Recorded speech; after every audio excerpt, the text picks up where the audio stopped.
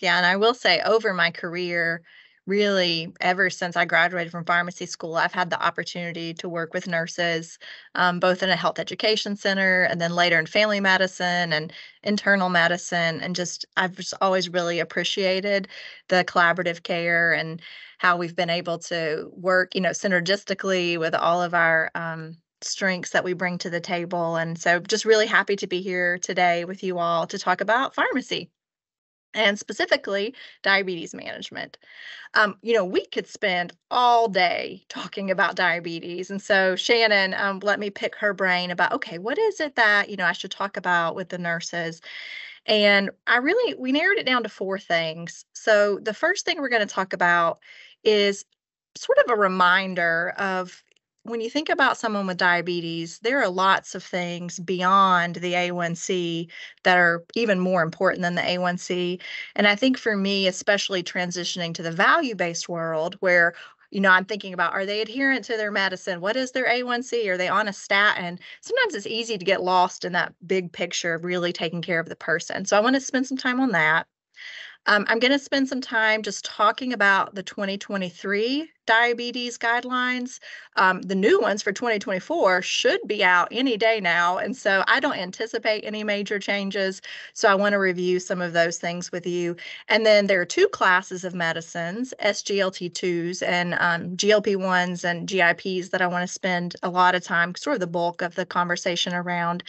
And then lastly, after someone gets a prescription for these medicines, what happens next? So thinking about how do they get the medicine? How do they afford it? How do they remember to take it? And should they be checking their blood sugar? Because that's a really interesting, sort of controversial topic. So we'll jump right in. All right, next slide.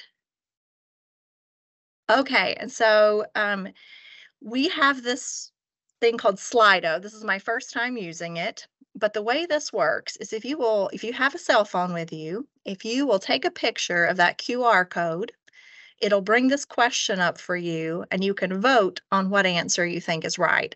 And then at the end, we'll revisit the questions to see if what I did was clear in explaining the different concepts. So when you do this QR code, please answer this question. Which of the following has the greatest impact on morbidity and mortality in patients with diabetes? So is it blood pressure control, smoking cessation, lipid reduction or cholesterol management, or lowering their blood glucose?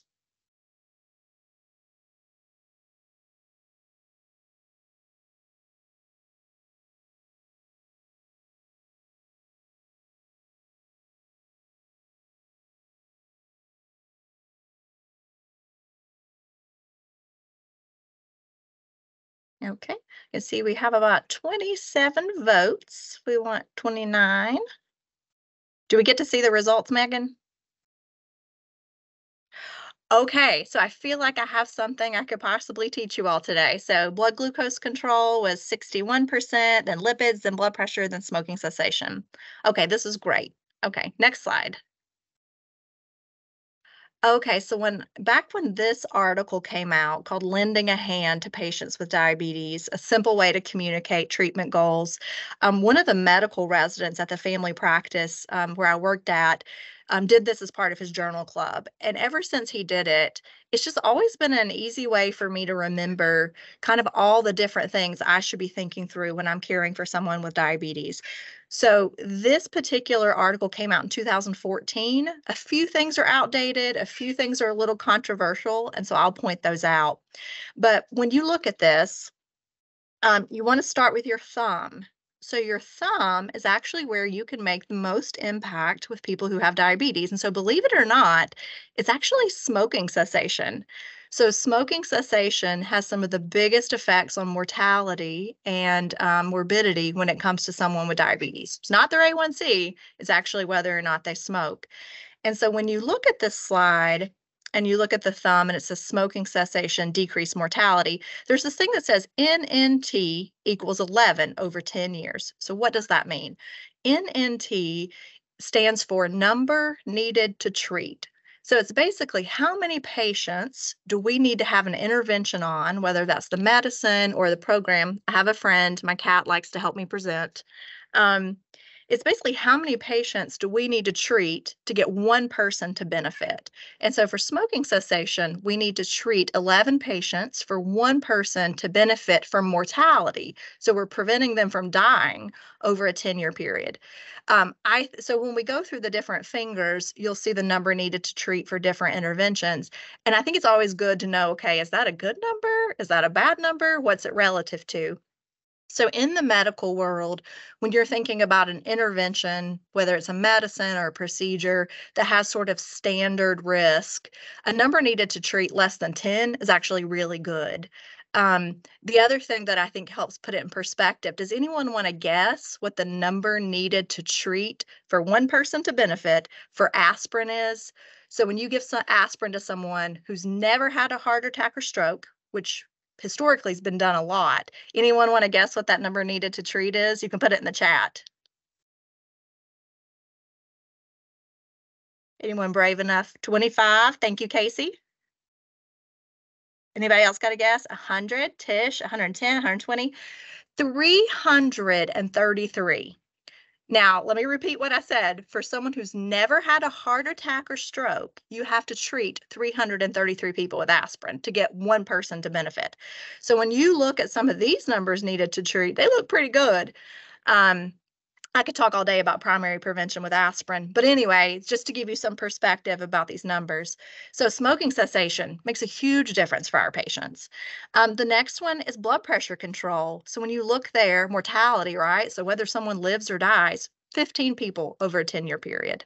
To decrease any kind of complication, 6 over a 10-year period. The middle finger there, which I'll go ahead and highlight, if you'll click the next slide, please. The middle finger there, this was before some of our newer medicines came out, but metformin is still a really good medicine.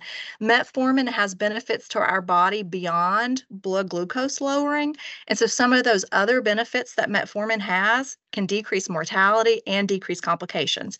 Now, as you see, when we start talking about some of the newer medicines, if they were to redo this article now, I think in addition to metformin, they would also put SGLT2s, which later I'll tell you what some of those medicines are, and GLP-1s. So when I'm thinking about someone with diabetes, I also think through, okay, what medicine for this patient treats diabetes, but also has another benefit beyond lowering their blood sugar?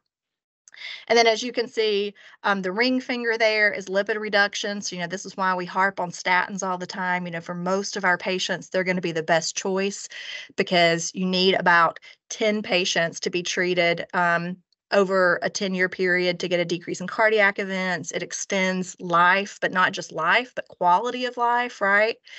And then the pinky, this one's a little controversial. But interestingly enough, glycemic control or controlling someone's blood glucose has debatably no effect on mortality, so whether someone lives or dies.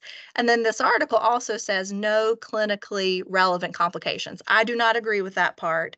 Neither did several folks who put in commentary to this. And so this was from the American Family Physician article.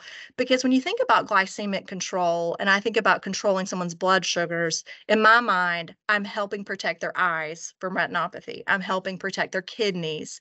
And those things are important. May not be life and death, but definitely affects quality of life. So I show this just to say we talk a lot about blood sugar, and it is important, and it's a lot of what the quality measures are about. But I don't want us to lose perspective on all the other things that we need to do to take care of people with diabetes. Next slide. And so, those were just about the medicines. And so when I think about sort of that, patient-centered approach, like Shannon said, having the patient as the MVP, having nursing on the team, having social work on the team, when you back up even further and think about that patient, I mean, it's way more than just about the clinical care, right? So as y'all know, the clinical care that we provide only impacts about 20% of that person's health outcomes. It's all these other things really when we're holistically caring for someone. So as you can see here, this actually comes from the 2023 diabetes care, so the ADA standards, the American Diabetes Association, and they really want to emphasize that whole person care. So thinking about the individual patient characteristics, and how those impact our choice of treatment, whether that's medication or lifestyle, using shared decision making, having having SMART goals. And then after you implement that plan, really providing ongoing support, monitoring, reviewing the plan. Um, so this section, again, I just really wanted to make sure as we dive into the weeds, some of the blood glucose lowering medicines and A1C recommendations, that we don't forget about that whole person picture. Next slide. Okay, so we're going to dive into the 2023 treatment guideline updates. And like I said, these new guidelines should actually come out in the next couple of weeks, but I don't expect major changes. But I do have a question for you. So according to the most recent guidelines, the 2023 guidelines, metformin is still first-line therapy for all patients with diabetes.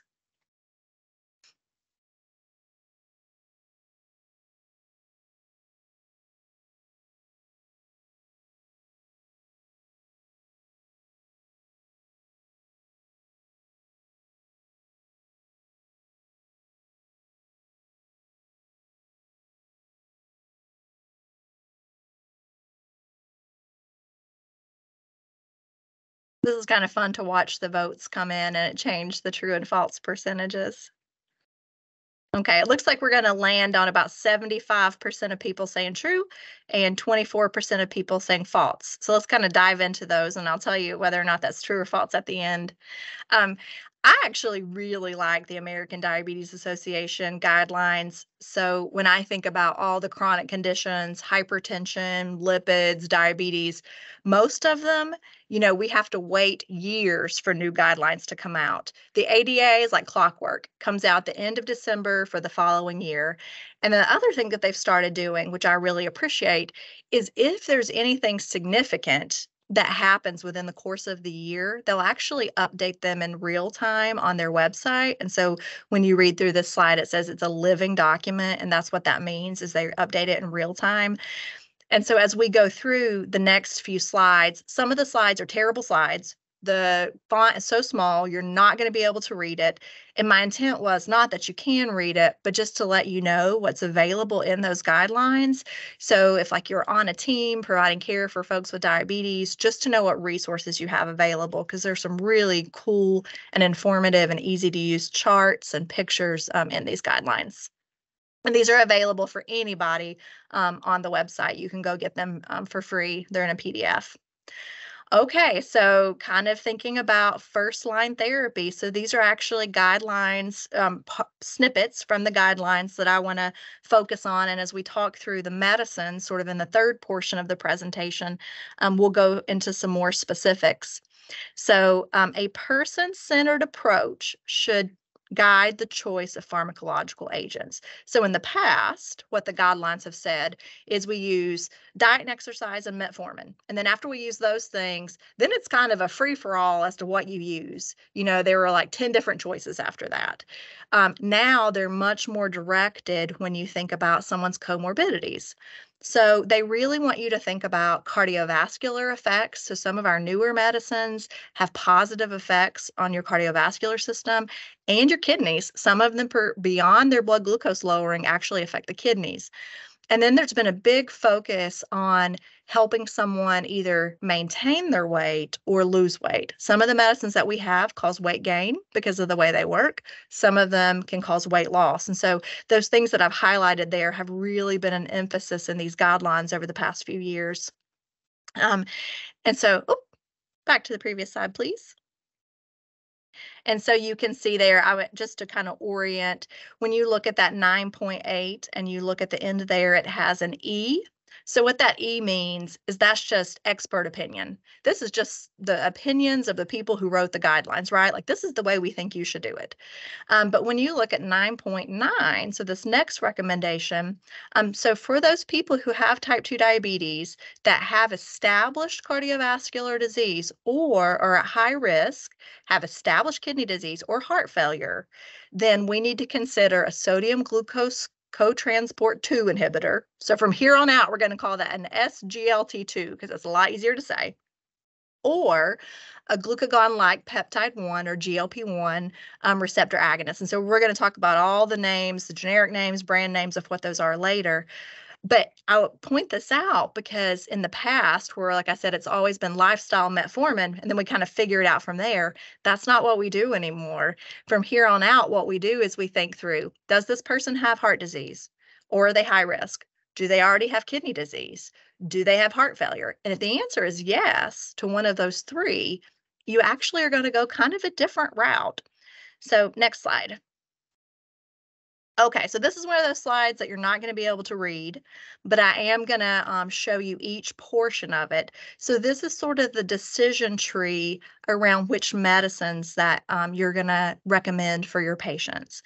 And so when you look at these, they're actually divided up between those disease states that I talked about on the left side.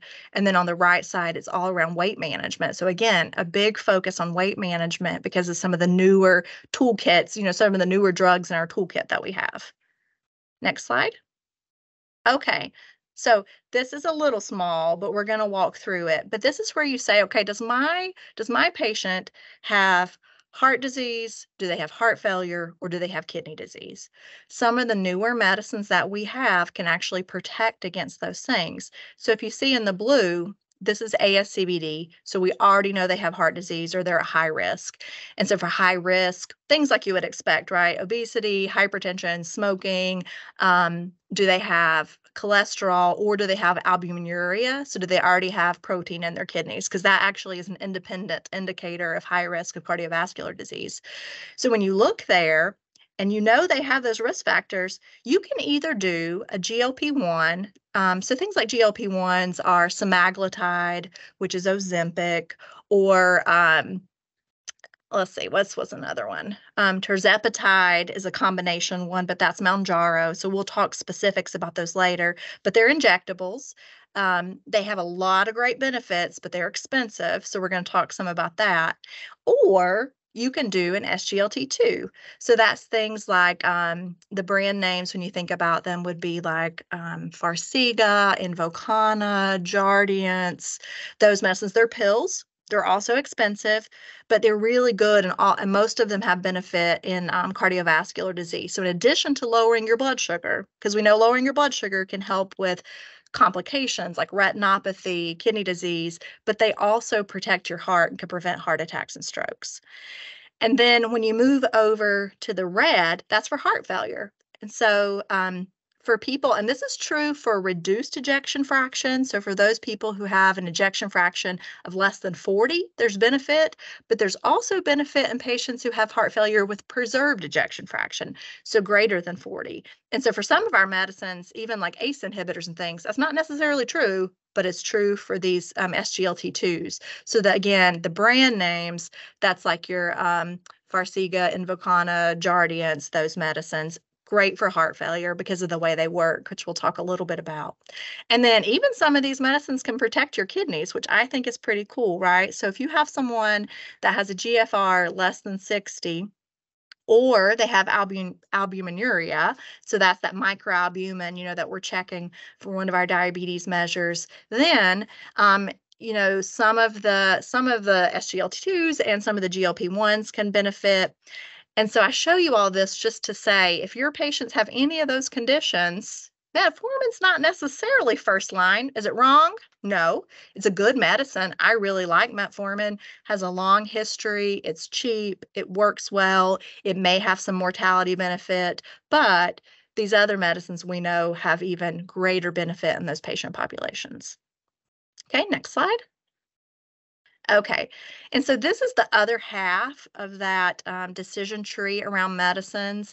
And I show you this just because, again, now there's more focus on weight management, either maintaining weight and not having someone gain, or lowering their weight, which a lot of these medicines do. And so we're going to kind of jump into that. And it's been really interesting because of the weight loss potential of some of these medicines. As you all probably know, there's been drug shortages, and it can kind of throw off our diabetes measurements. And so we'll talk some of the nuances about that when we get to the actual diabetes meds. Next slide. Okay, can't read this. and we're going to walk through it though, but we're only going to cover two classes of medicines. So we're going to talk about your GLP-1 receptor agonist, and we're going to talk about your SGLT2s because those are sort of the ones that are highlighted in the new guidelines. But for any medicine any class of medicine you can think of for diabetes, this is a beautiful chart that's in the guidelines that talks about how effective is it in relationship to other medicines. Does it cause low blood sugars? Does it cause weight gain? What are the heart, kidney benefits? Is it only oral or do I have to inject it? And then there's really good clinical considerations, and I think they're really practical ones. So we'll walk through some of these, and I can just share personal experiences that I've had in the clinic with different medicines. Next slide.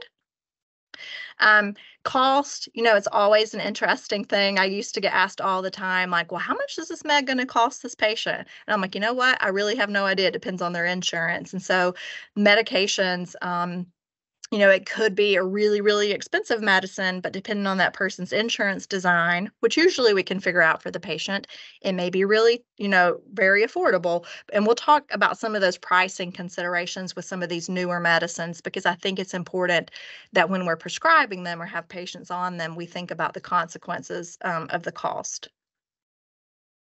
Next slide. Okay, so we're going to jump into those SGLT2 inhibitors and GLP-1 and GIP agonists and review some of that. So we have another knowledge check. So tirzepatide, and in case you know brand names better, that one, the name of it's Mounjaro for diabetes. The weight loss version or for obesity just came out last week, I think, and it's called Zepbound. So how does that one work? Does it slow gastric emptying? Does it increase your insulin sensitivity? Does it increase satiety? Or does it do all the above? And satiety, as y'all know, is just that feeling of fullness, right?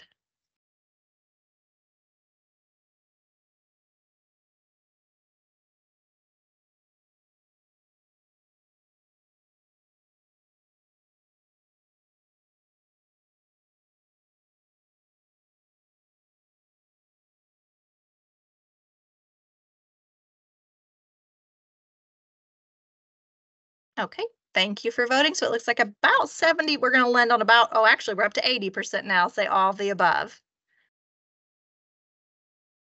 Okay, so before we jump into those, I'm actually going to talk about SGLT2 inhibitors or sodium glucose transport inhibitors. And like Shannon said, like, I like information, but I like to understand the why behind the information. So I'm going to talk a little bit about how these medicines work.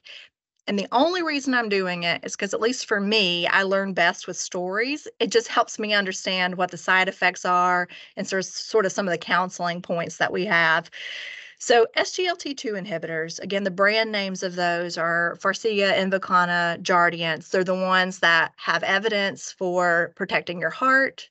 They're the ones that have evidence for your kidneys and for heart failure. So they kind of hit all three.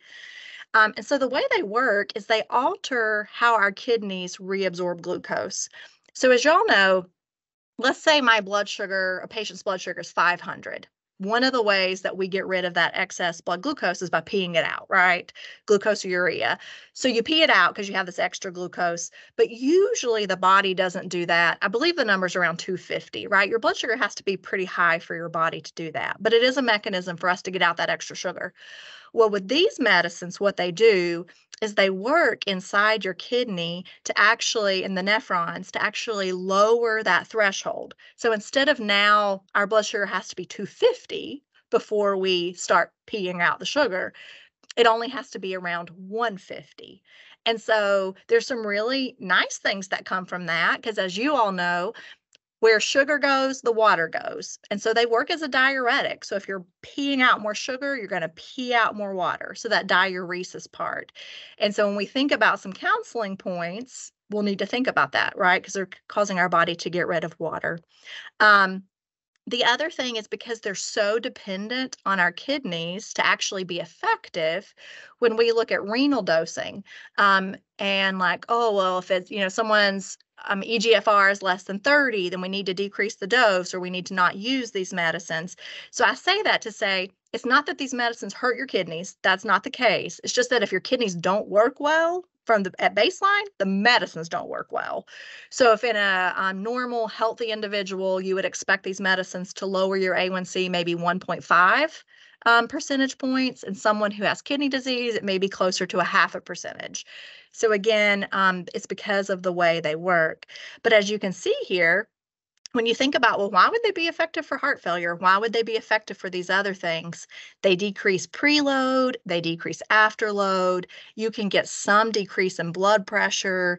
You see here arterial stiffness, volume of blood, body weight. So it has a down arrow, which is true. They can cause a little bit of weight loss, but not really our heavy hitters if weight loss is a priority.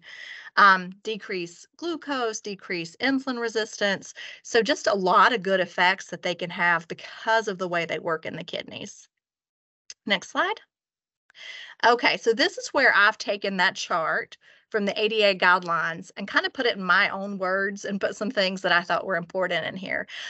These meds are really effective, kind of in that intermediate to high range. And so some of it just depends on how well your kidneys are functioning because of the way they work. And so again, usually you can expect an A1C lowering of about 1.5 percentage points. Low blood sugar. No, don't cause low blood sugar.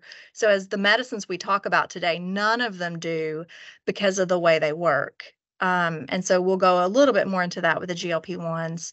Weight change, it's a loss. It's moderate, usually like no more than 5% of someone's body weight, but that's pretty good, right? It's better than weight gain. So there are some medicines that cause weight gain. And then this next column, these next two columns that I've put in red are around the heart benefits. Yeah, and Carla said, I've seen some heart failure patients without diabetes on Jardiance. Yes, so these medicines are actually approved for heart failure with or without diabetes. So when you look at the heart failure guidelines, these are actually in there as well. And so one of my colleagues used to say, we don't ever want to say hit two birds with one stone, because that's really mean. And why are we throwing stones at birds? So she would say, we can feed two birds with one seed. And so these medicines are kind of like that, right? And so if you have heart failure or diabetes or both, you can use them. Yep, and some unknown user said not required to have diabetes for SGLT2s. Correct. You can use these in people who just have heart failure. The red columns that you see here are really related to the heart effects. So I don't know if y'all remember, the brand name of the drug was Avandia. The generic name was rosiglitazone. It was a medicine. It was been around for a while, but there was a lot of debate around whether it caused heart failure or not. And ever since that medicine came out, for any diabetes medicines, they make you test its effect on the heart. Does it increase risk for heart failure? Does it increase risk for heart attacks? Or conversely, does it have a protective effect? So this thing that says MACE here, that stands for major adverse cardiac events. So heart attacks, is the big one in there. So is there a benefit? And so for two of these meds, there actually is. So for canagliflozin and empagliflozin, and I put their brand names below them because I'm making some assumptions that a lot of folks are familiar with the brands since all these are brand name only right now. They do have benefit. And then for heart failure benefit, almost all of the SGLT2s have benefit. And then if you go to the green section, I put a lot of this is for diabetic kidney disease. So you actually get benefit from there too. And so you can see from a brand name perspective, Jardiance and Invokana kind of hit all three buckets. I will say Invokana a few years back got some bad press because it was linked with increased risk of lower limb amputation, which we'll talk about a little bit in clinical considerations. And so I've seen a lot more Jardiance and Farxiga since then, just because of that. As far as dosing considerations, there are some renal dosing considerations, but again, it's not because they hurt your kidneys, it's just because they're less effective at lower eGFRs. These are oral, so some people, feel very hesitant about injectables. I think for most people, they link that with insulin. And unfortunately, we've had a culture in medicine that's penalized people with insulin and put insulin as a last resort. So a lot of people have this connection with, oh, I'm on insulin, I've got the bad diabetes, or oh, when my mom went on insulin, she lost her leg. So we have a lot of stigma to get around with insulin there. And so for that reason, a lot of people prefer orals. So these are oral. They are expensive. So as you can see here, if you had to pay cash for those, about $500 for a month's supply. And then just some things we should think about. Diabetic ketoacidosis has been seen with these medicines, and I think it's important to know that it's even for patients that are euglycemic. So when you think about diabetic ketoacidosis, in my mind, I'm usually like, oh, that's for people who have blood sugars of like 500. Well, not with these medicines because of the way they work. It's actually been seen in folks who have blood sugars in the high 100s. But when you look at the actual numbers compared to placebo, you can see here they're pretty similar and it's pretty rare, but it is just something to keep on your radar. If you have someone who's going to be having surgery, they're having a lot of nausea and vomiting, they're going to be fasting a long time, you may want to hold these medicines for 3 to 4 days, and that's because of the way they work. Because they make you pee out more sugar. Because you pee out more sugar, you get rid of more water, so you're having that diuresis. And it's really easy to have some acute kidney failure or acute kidney injury if you're getting rid of all that fluid, but you're not actually replacing it orally. Increased yeast infections. So these are usually mild and treatable. So when I'm counseling people, I usually say, if it's a female, I say, you would do all the things you would do anyway to prevent a yeast infection, right? You're going to wear cotton underwear. You're going to make sure you have good hygiene. For men, it's mostly men that are not circumcised that are going to be a little bit at increased risk.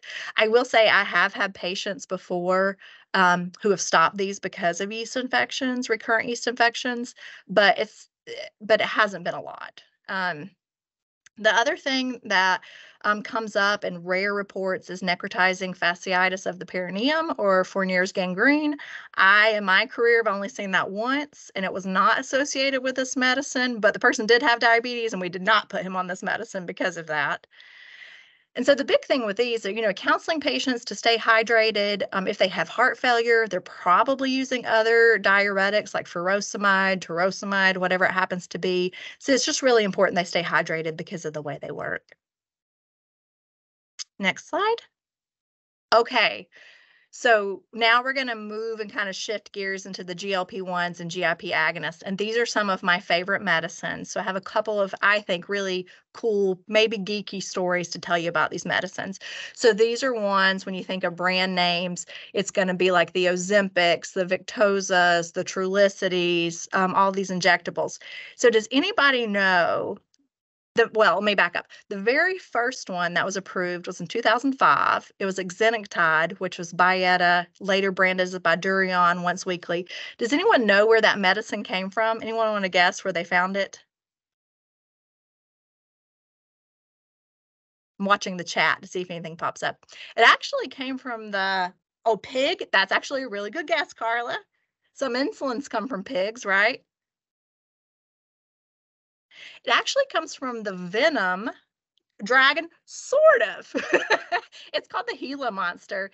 It's actually a lizard that's found in the southwest US, and I think it's the only poisonous lizard in the US. But this compound was isolated from lizard venom. And then, so I think that happened in like the 1970s, and it took a while for them to actually figure out, oh, we could use this drug for diabetes. So in my mind, I'm like, that's really interesting. Why would you ever think that lizard venom could be used as like a diabetes med? But that's actually where these hormones were first isolated, was in a lizard. We've come a long way since then, right? So these hormones are ones that we naturally have in our body anyway. But when we have diabetes or when we have obesity, these GLP-1s and GIPs that we naturally have in our body are it's suppressed, and so we have lower levels. So I don't know if you've ever had a patient or yourself experience where you sit down to eat your supper, you have a good meal in front of you, you eat it, but you're still hungry. But in your head, you're like, this doesn't make sense because I know I've eaten enough. Well, that's because when people have diabetes, when people have obesity, there's a pathophysiological process that's happening where you don't have enough of these satiating hormones. The other thing that I think is really cool and really interesting about these is if y'all have ever had experience with someone who's had like gastric bypass surgery, and then the day after they have their gastric bypass surgery, or even like maybe a week after it, they no longer need their diabetes medicines, and which is really, it was great, but it's like, well, they haven't really had significant weight loss yet. Why have we already cured their diabetes?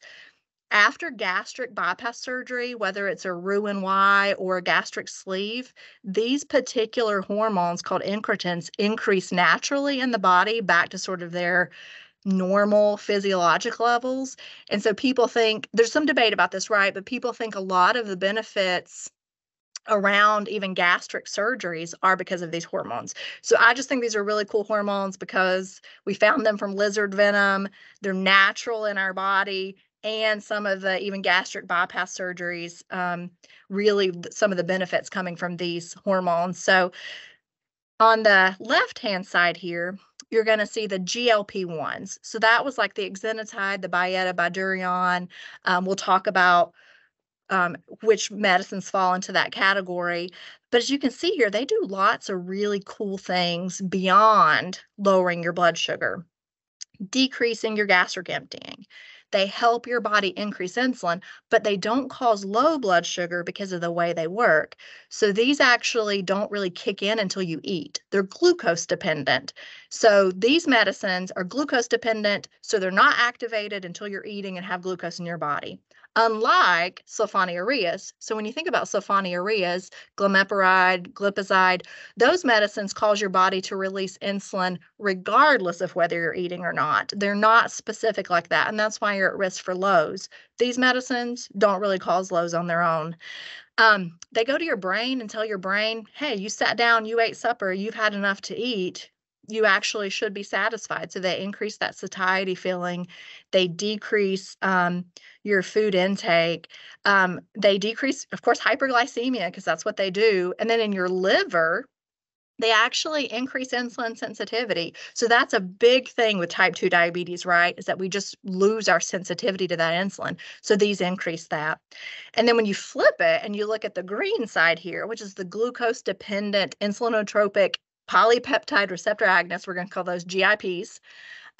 We only have one medicine right now that targets that, and that's tirzepatide, which is Mounjaro or Zepbound, but it complements the GLP-1 in lots of ways. So when you look here, we're still hitting the central nervous system, still hitting the pancreas, but it's doing it in a way that's complementary. So in our body, we have lots of compensatory mechanisms. Like you shut one out, the other one kicks in. Well, here you're actually hitting or feeding two birds with one seed. And then it also helps with a lot of the sensitivity to insulin in your skeletal muscle and in your fat, which are also really important. And Catherine said, I'd love to hear your thoughts on the compounded versions, like semaglutide with B6 compounded instead of name brands. So yes, I can touch on that a little bit.